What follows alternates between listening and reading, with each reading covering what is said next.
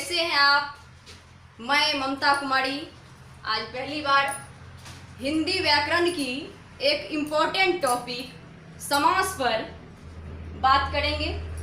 तो चलिए आज हम समास की इम्पोर्टेंट तथ्य क्या सब है उस पर बात करेंगे। तो पहले एक छोटी सी कथन, हमें अंग्रेजी की आवश्यकता है किंतु अपनी राष्ट्रभाषा को नष्ट करने के लिए नहीं। तो इसी के साथ हम शीर्षक शुरू करें।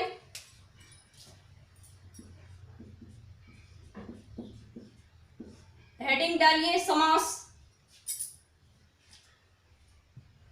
तो समास वाकई में है क्या?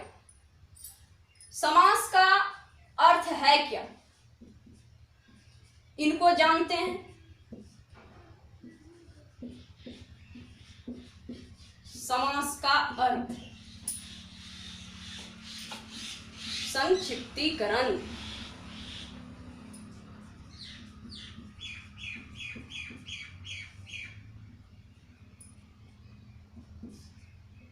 अर्थात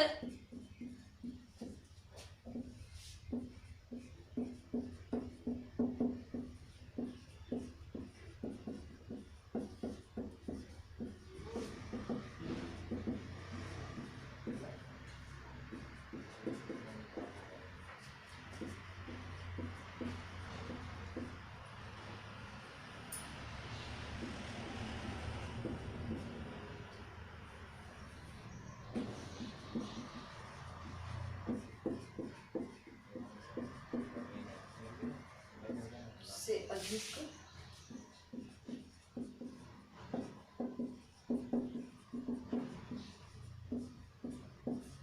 तो देखिए, समास का अर्थ संक्षिप्तीकरण अर्थात कम से कम शब्दों में अधिक से अधिक अर्थों का बोध होना ही क्या है? समास है वाकई में।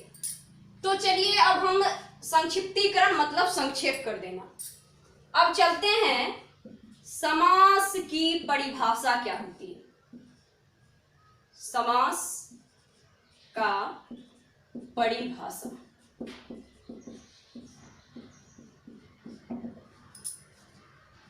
वैसे जानते आ रहे हैं हम लोग, वाकई समास है भी वही। तो समास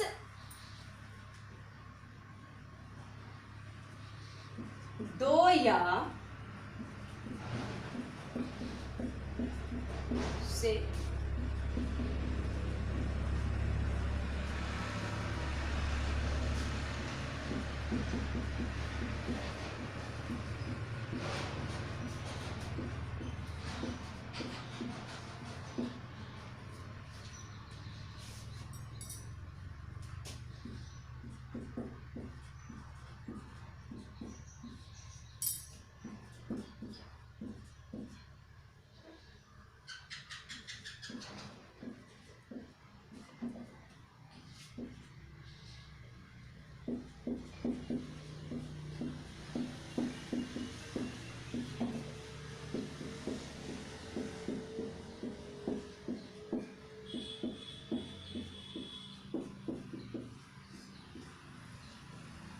दो या दो से अधिक पद जब अपनी बीच की विभक्ति या उनके साथ परस्पर जुड़ने वाले शब्द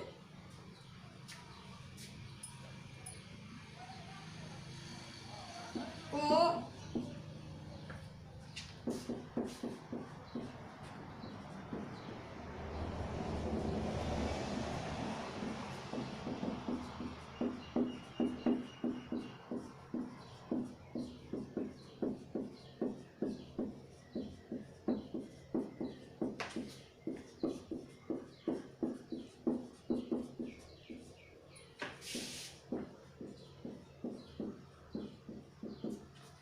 दो या दो से देख लीजिए परिभाषा क्या है समास की। सिंपल सी परिभाषा, दो या दो से अधिक पद जब अपनी बीच की विभक्ति या उनके साथ परस्पर जुड़ने वाले शब्दों को जो वे आपस में संयोग कर लेते हैं तो उसे ही क्या कहते हैं? समास कहते हैं। तो देख लीजिए उदाहरण इनका,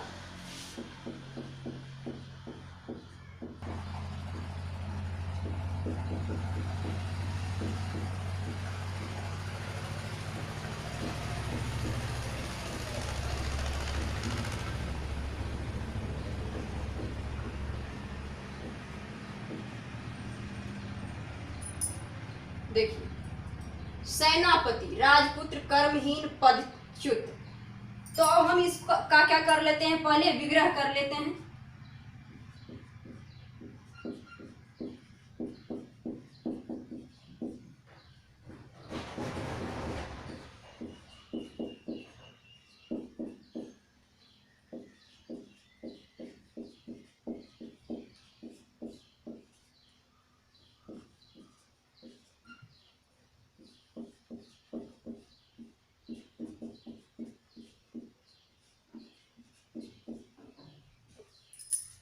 सेनापति, राजपुत्र, कर्महीन, पदच्युत। सेनापति मतलब सेना का पति, मालिक। राजपुत्र, राजा का पुत्र। कर्महीन, कर्म से हीन मतलब कर्म का अभाव। पदच्युत, पद से गिरा हुआ व्यक्ति, उसी को पदच्युत व्यक्ति कहते हैं। तो हम बता रहे थे समास का परिभाषा। दो या दो से अधिक पद जब अपनी बीच की विभक्ति या उनके साथ परस्पर जुड़ने वाले शब्द को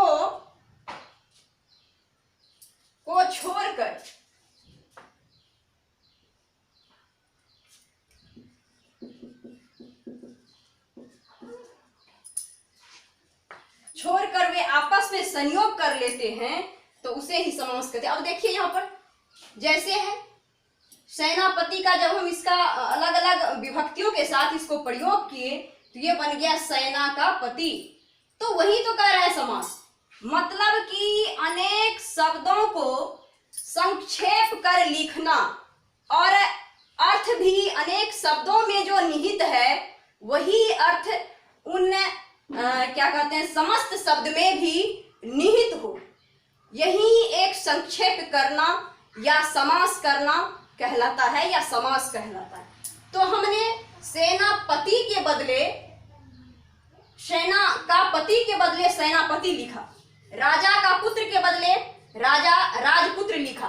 तो यहाँ पर ये का जो है इनके साथ जुड़ने वाली, सेना और पति के साथ जुड़ने वाली क्या है, विभक्ति है या कहिए चिन्ह है, या इनके साथ जुड़ने वाले वे शब्द हैं जो इनके बीच संबंध को दर्शाता है।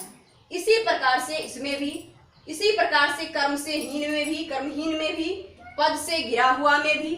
तो यहाँ पर ये सारे के सारे ये जो आप देख रहे हैं ये क्या है, विभक्ति है जिनका की लुप्तीकरण हो जाता है और इनका प्रथम पद जिनको की पूर्व पद भी कहते हैं और अंतिम पद जिनको की उत्तर पद भी कहते हैं, वो आपस में जुड़कर एक समस्त पद का निर्माण करता है और यही क्रिया समास कहलाता है। क्लियर? अब चलिए हम चलते हैं। समास में एक शब्द आता है समस्त पद या समासिक शब्द, तो लिखिए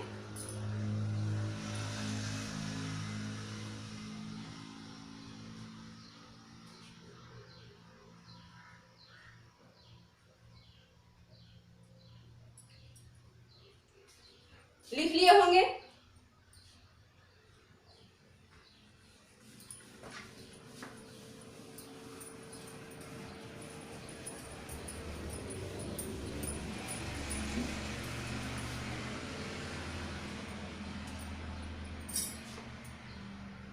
समास, समासिक शब्द या समस्त पद।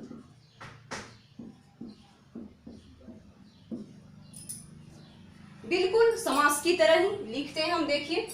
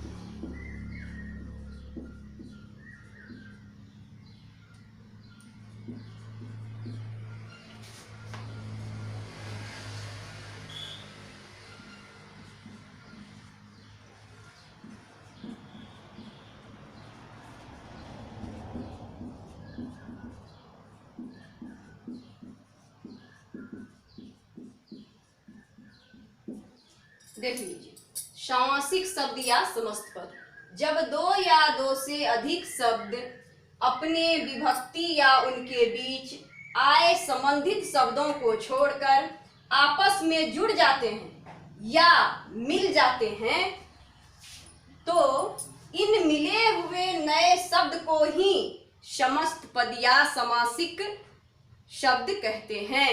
जैसे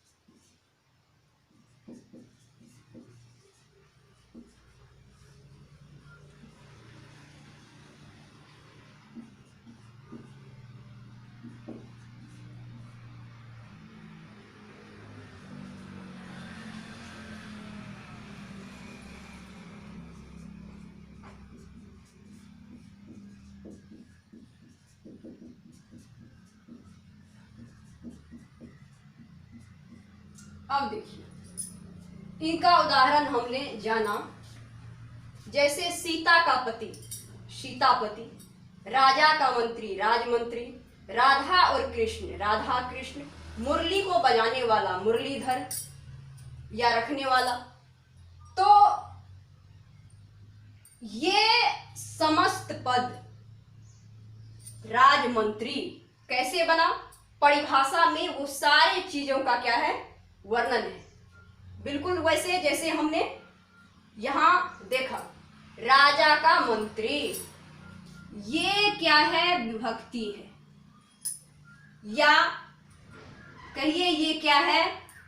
इन राधा और कृष्ण के बीच आने वाले शब्द है जो कि इन दोनों के बीच के संबंध को दर्शाता है। और यही संबंध या यही विभक्ति या यही प्रत्यय या यही चिन्ह क्या होते हैं? समस्त पद होते समय इनका लोप हो जाता है, ये हट जाते हैं और क्या होते हैं? उनके बाद आपस में मिल जाते हैं। तो यही पद क्या कहलाता है? ये पद जो है समस्त पद, ये जो भी है क्या है? इधर के सारे क्या हैं? समस्त पद हैं। मतलब संधि कर लिया, ये प्रथम पद और अंतिम पद मिलकर, या पूर्व पद या उत्तर पद मिलकर, और अपने विभक्ति को छोड़ दिया, तो वो जो नया शब्द एक स्वतंत्र शब्द बना, वो क्या बन गया? समस्त पद। कम से कम समास में दो पद का होना अनिवार्य है। तो इधर के जो पद होते हैं और इधर के जो पद होते हैं, इनको पूर्व या प्रथम पद कहते हैं, इनको उत्तर या अंतिम पद कहते हैं। ठीक, मतलब ये मंत्री, राजा का मंत्री में मंत्री उत्तर पद या अंतिम पद, और राजा पूर्व पद या प्रथम पद। ठीक, तो लिखिए,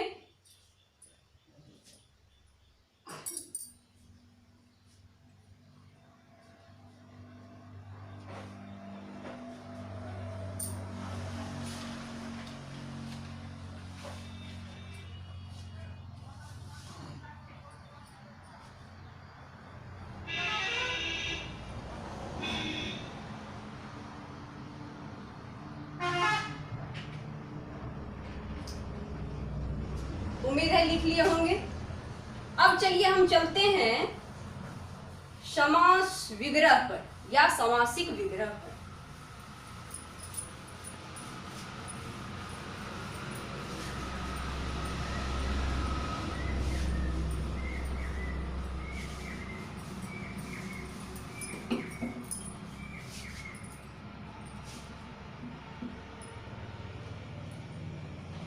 समास विग्रह किसको कहेंगे?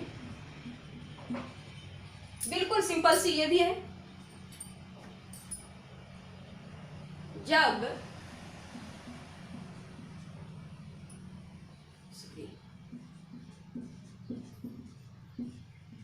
समस्त पद को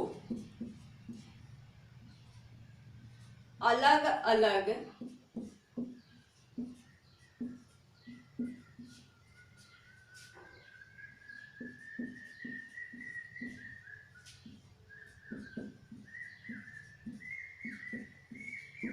अपने विभक्ति सहित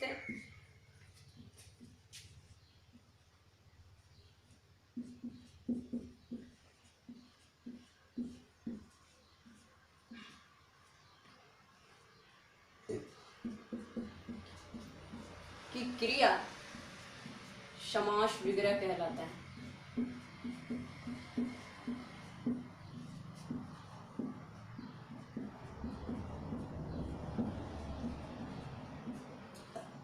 अब देखिए, बिल्कुल समस्त पद का उल्टा या विपरीत कहिए समास विग्रह होता है। विग्रह मतलब तोड़कर बड़ा कर देना, और समस्त मतलब तोड़े हुए को जोड़कर एक कर देना। तो वहां ठीक इसके विपरीत, समस्त पद के विपरीत समास विग्रह, समस्त पद को अलग अलग अपने विभक्ति सहित लिखने की क्रिया समास विग्रह कहलाता है। स्पष्ट? जैसे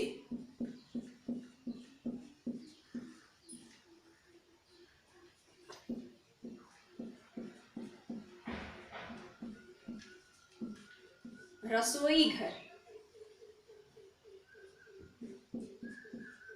गौशाला,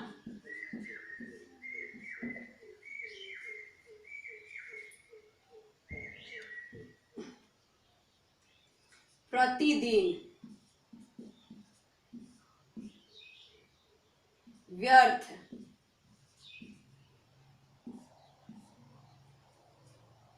चलिए इसका हम विग्रह करते हैं।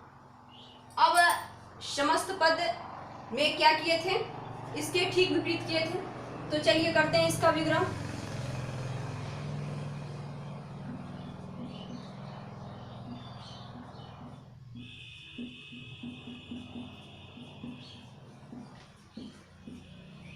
रसोई घर कहने का तात्पर्य क्या?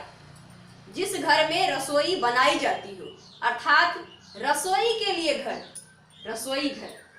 तो ये जो यहाँ पर इस समस्त पद को अलग कर लिखे, इनमें निहित जो शब्द हैं संभावित, उनको जब हम अलग अलग करके उनके विभक्ति चिन्ह सहित रसोई जो यहाँ पर शब्द है, उनके लिए जो एक के लिए विभक्ति आई है, उनके साथ जब इनको लिखे तो यही क्या हो गया?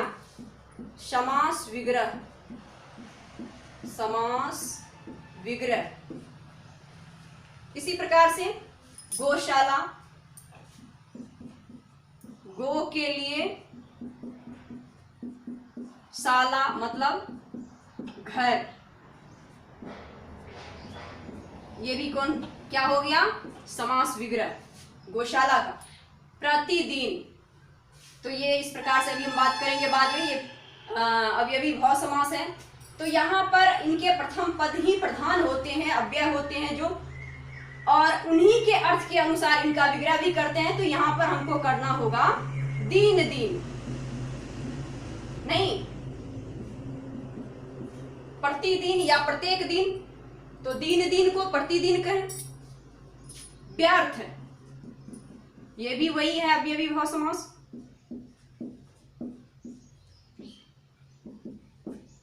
बिना अर्थ का, सॉरी,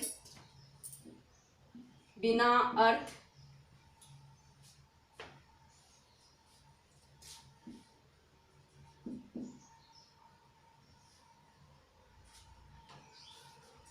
तो चलिए, तो यहां हम देख रहे हैं कि समास विग्रह में, विग्रह मतलब क्या, अलग अलग करना।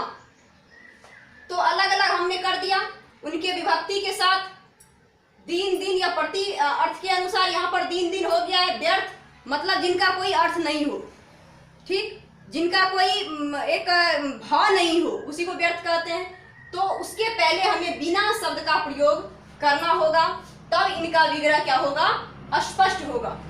तो बिना अर्थ का अर्थात व्यर्थ का, रसोई के लिए घर, तो यहाँ पर के लिए भी एक चिन्ह है, गो के लिए शाला, यहाँ भी चिन्ह है, दीन दिन अभी भाव समास के अनुसार ये भी एक शब्द है, पद है, बिना अर्थ का ये भी पद है, अनेक पद है।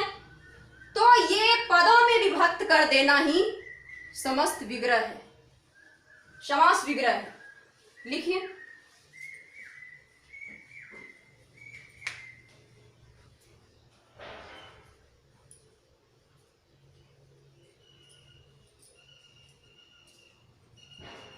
तो लिख लिए होंगे। अब हम चलते हैं, इनके अंतर्गत जो कुछ छोटे छोटे शब्द आए हैं, उनको भी थोड़ा हम कोशिश करते हैं संक्षेप में बता देने का। अब चलिए, इनमें बार बार आई है एक शब्द विभक्ति, विभक्ति। तो विभक्ति है क्या, तो हम लोग संक्षेप में जानते हैं कि कारक के चिन्ह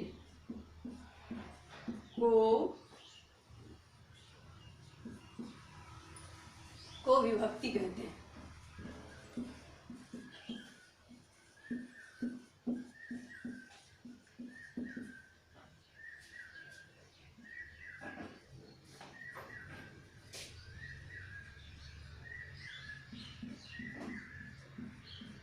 जैसे आठों कारक का हम लिखते हैं,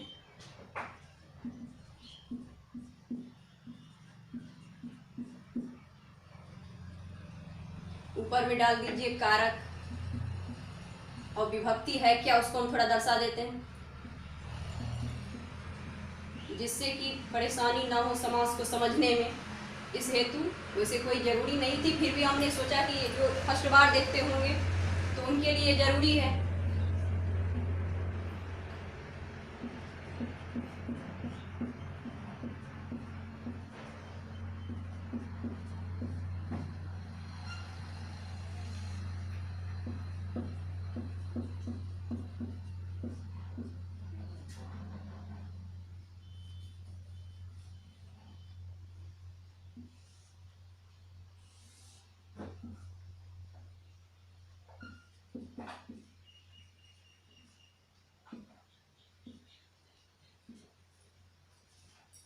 तो इनका होता है चिन्ह ने या सुन, को या सुन। इनका होता है से द्वारा के अर्थ में, को के लिए के अर्थ में, दनार्थे चतुर्थी, से जुदाई के अर्थ में,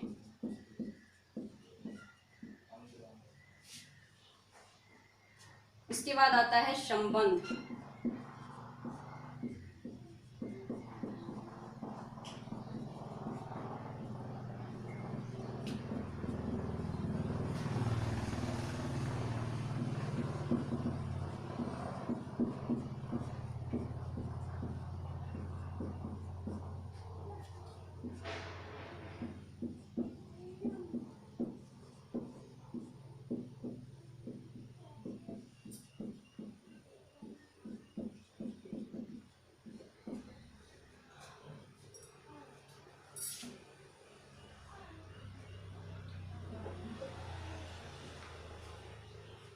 चिन्ह विभक्ति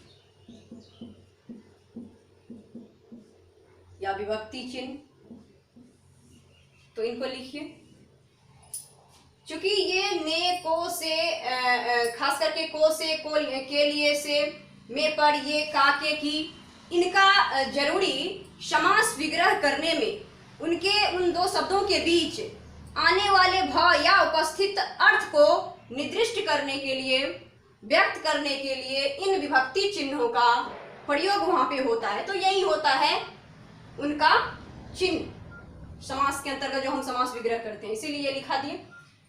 अब हम लोग चलते हैं, एक होता है छोटा सा आएगा प्रथम बार जब हम क्या कहते हैं अव्ययी भाव समास, समास के भेद को करते हुए करेंगे, तो उनमें एक आता है, यहाँ पर हम लिखा देना चाहते हैं अव्यय।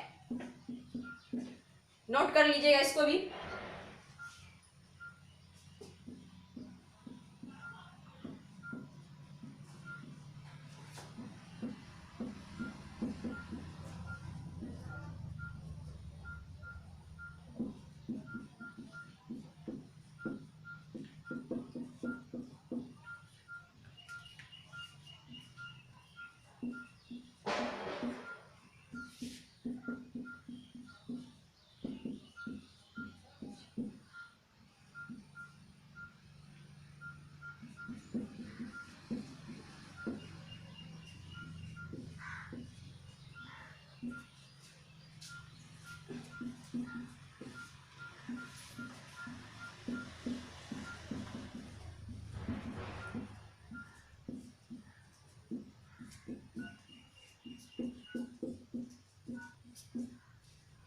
अव्यय वह शब्द है जो अपना लिंग वचन आदि के अनुसार अर्थ परिवर्तन नहीं करता है, जैसे तथा, प्रति, ये सारे उपसर्ग वगैरह जो है, सारे क्रिया विशेषण वगैरह जो है, इन्हीं के अंतर्गत आता है।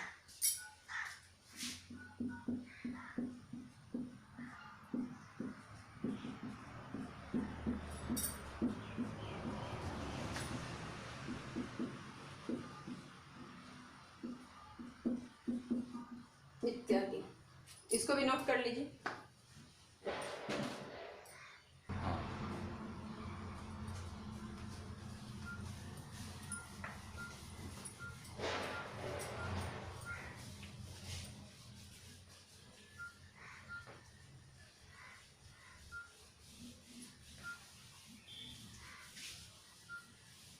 अब इसी के साथ हम लोग चलते हैं समास के भेद पर।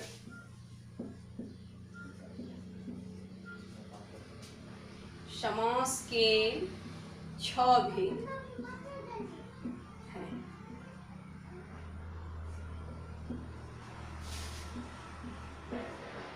समास के 6 भेद। तो नंबर 1,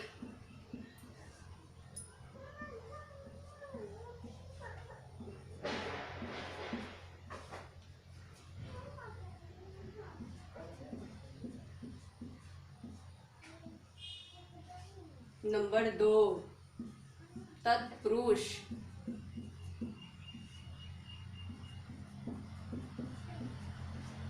नंबर 3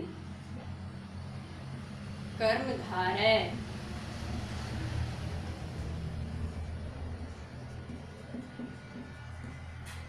नंबर 4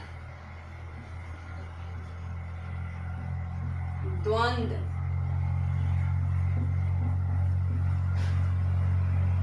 पहले द्विगु लिख लेते हैं,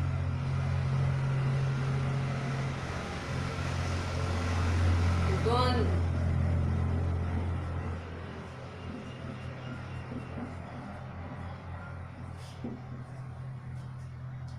बहुव्रीहि, बहुव्रीहि।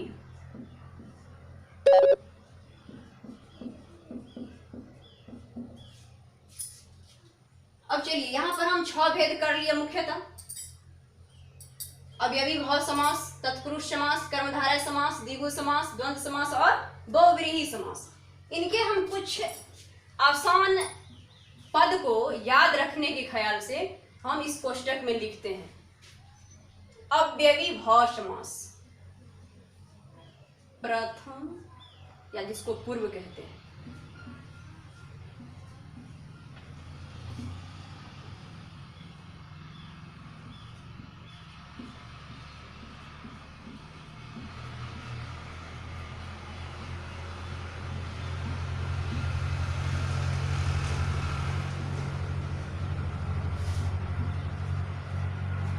विशेष।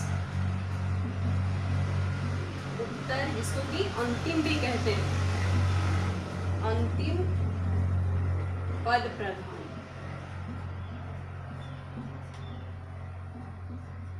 कर्मधारय,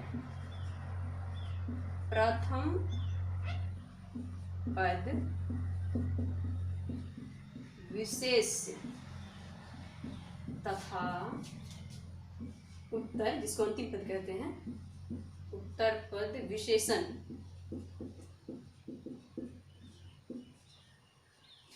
द्विगु,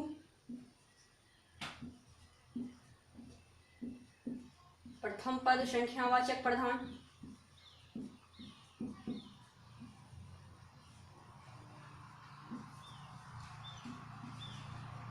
द्वंद्व,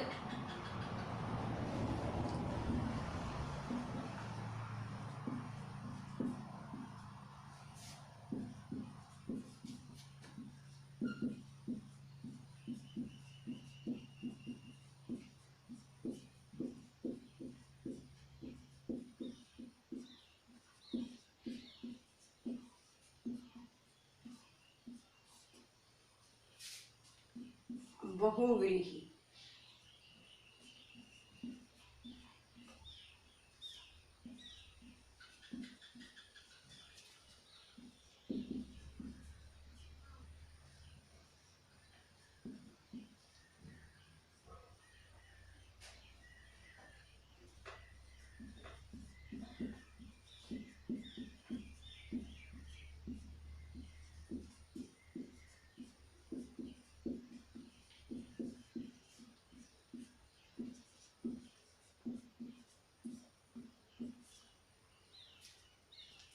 छवि,